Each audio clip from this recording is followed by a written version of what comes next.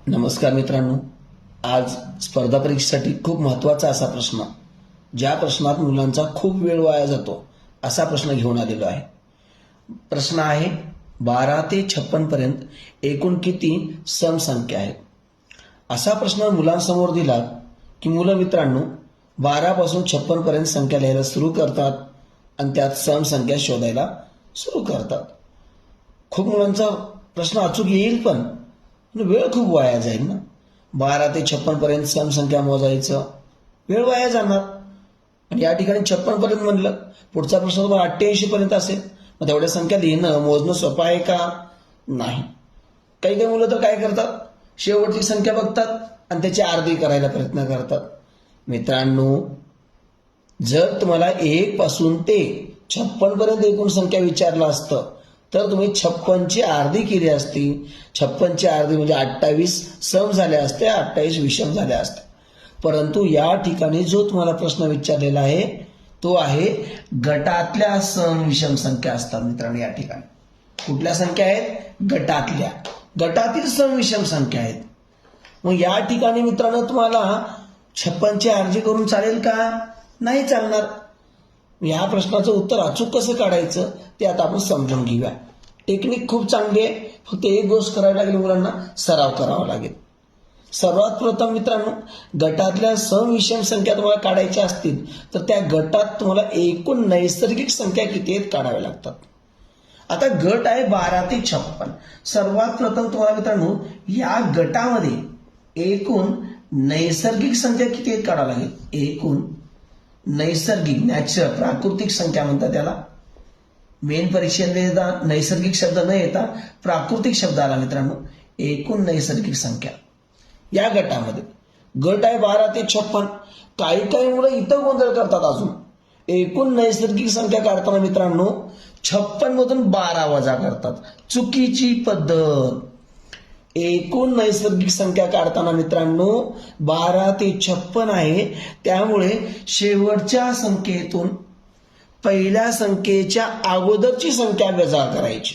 12 वजा नाही करायची, कारण 12 हा मित्रांनो स्टार्टिंग पॉइंट आहे, त्याला मी SP म्हणतो. ज्याच्यावर 12 वजा करायचं नाही, 12च्या अगोदरची संख्या वजा करायची. म्हणजे मित्रांनो 11 वजा करा. 56 मधून 11 गेलं 45. म्हणजे या गटामध्ये एकूण ज्या संख्या राहणार आहेत त्या 45 राहणार आहेत. मग आपल्याला एकूण नैसर्गिक संख्या भेटला. हा पूर्ण जो गट आहे तो 45 संख्यांचा आहे. किती संख्याचा मित्रांनो? 45.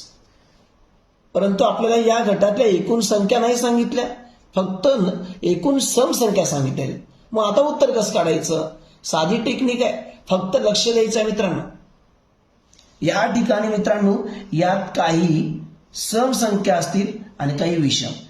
आता काही प्रश्नाचं मित्रांनो उत्तर तोंडी येतं. आता उत्तर तोंडी कधी येतं सांगतो तुम्हाला मी, तुम्हाला माहित असावं. जर आपल्या एकूण संख्या नैसर्गिक जर सम आल्या, म्हणजे ज्यांचे दोन भाग समान होतात. आता समजा याच ठिकाणी मित्रांनो जर आपल्या एकूण संख्या जर 48 आल्या असत्या गटातल्या, तर 24 सम झाल्या असत्या आणि 24 विषम झाल्या असत्या, कारण समान विभागणी होते ना. परंतु या ठिकाणी मित्रांनो एकूण गटातल्या संख्या आपल्या सम आलेल्या नाहीये, ती विषम संख्या आहेत. मग याची समान वाटणी होणार नाही. म्हणजे आता आपल्याला मित्रांनो टेक्निकनं उत्तर काढावंच लागेल. काय टेक्निक आहे? साधी आहे, जास्त अवघड नाहीये, फक्त लक्ष द्या. एकूण संख्या 45 आहेत. मग याच्यात काही सम आहेत काही विषम आहेत. तोंडी उत्तर काढायला तर चुकेल. मग आता काय करायचं? दिलेला गट बघा, दोन्ही संख्या सम आहेत का विषम आहेत. कारण परत सांगतोय, प्रत्येक गोष्ट मित्रांनो कन्सेप्ट क्लिअर होण्यासाठी समजावून सांगतो. इथं जर एक संख्या सम आणि एक विषम असेल तर तुमच्या गटातल्या संख्या मित्रांनो समच येणार आहे, डायरेक्ट उत्तर येतं. ते सुद्धा उदाहरण मला घेता आलं असतं. मग सोपेच उदाहरण मुलांकडे दिले की मुलं सोपेच करतात. मग असा प्रश्न आल्यावर काय करायचं? त्यासाठी मित्रांनो तसा सोपा प्रश्न न घेता थोडा डिफिकल्ट मधला प्रश्न घेतला आम्ही. कारण मी जर इथं मित्रांनो 57 घेतलं असतं तर माझं येणारं उत्तर मित्रांनो 100% इथं सम आलं असतं, अर्धी म्हणजे वाटणी झाली असती. पण मुद्दा मी थोडा अवघड प्रश्न घेतला. मुलांना असे प्रश्न समजायला हवेत ना. परीक्षेत आले घाबरतात, मग तोंडी उत्तर करतात. त्याच्यामुळे मित्रांनो आता तुम्हाला या ठिकाणी 45 ची अर्धी करता येत नाही. मग साधी टेक्निक लक्षात ठेवा. दिलेल्या दोन्ही संख्या बघा सम आहेत त्या विषम आहेत. दोन्ही संख्या जर मित्रांनो सम असतील, दोन्ही संख्या जर सम असतील तर आता आपल्याला एक्स्ट्रा द्यायचा आहे, तो एक्स्ट्रा हा समला द्यायचा. आता काही मुलांना मित्रांनो एक्स्ट्रा काय कळणार नाही. एक्स्ट्रा म्हणजे जादा. जादा संख्या कोणती आहे? सम संख्या आहे. आता समच एक्स्ट्रा कशी कळली का? कशामुळं? गटामध्ये दोन्ही संख्या, सुरुवातीची संख्या स्टार्टिंग पॉइंट आणि एंड पॉइंट दोन्ही सम आहेत, त्याच्यामुळे एक हा एक्स्ट्रा समला दिला आणि विषमला 0 दिला. 0 का बरं? नंतर बेरीज करायला सोपं जावं. आता बघा मित्रांनो, 45 मध्ये एक संख्या सम एक्स्ट्रा आहे म्हणून बाजूला केली. ह्या 45 मधून 1 वजा करा. आता राहिला मित्रांनो 44 संख्या. बघा 44 सम आलं का नाही? मग 44च्यात अर्धी होऊ शकते ना. आता समान वाटणी होऊ शकते.